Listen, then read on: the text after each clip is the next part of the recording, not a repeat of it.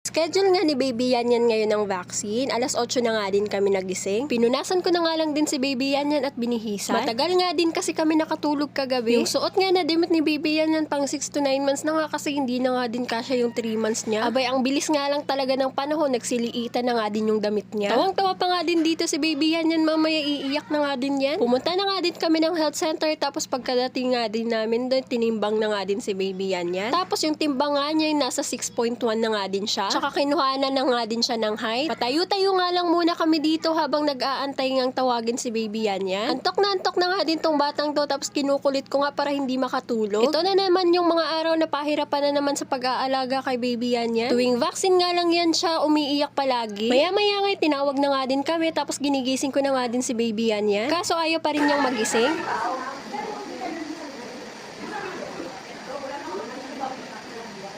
Very good naman ang baby. Hindi mo naman baby na. Hindi na lang kasi ko sa alto. Ulit.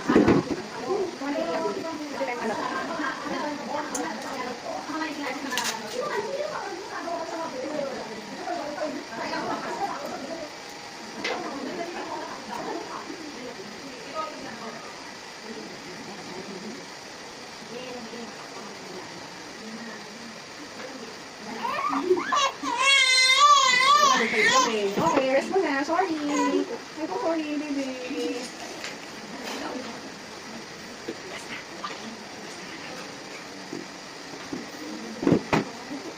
Good girl pala yung baby na yan. Hindi nagpa-prime. Tapos man pagka parang medyo wala siya, nagpapaga siya. Warm pag lahat. Tapos parang pagka medyo ano pa rin siya, palitan natin. Warm, and then 15 minutes old. Tapos warm pa rin. Hanggang sa magsasal. Tapos may para sa kamagka pa. Oh, mas na. Tapos ano lang.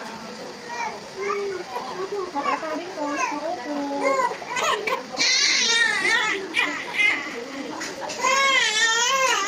No more na. No more. Ito makikita na sila Jordan. Tinatawag niya yung kamay. Grabe siya. Ay naman, dahil tayo. Tapos mami ka na ha. Ang balik na ito. July 16. Para ko sa first class. Tapos sa ito sa inyo.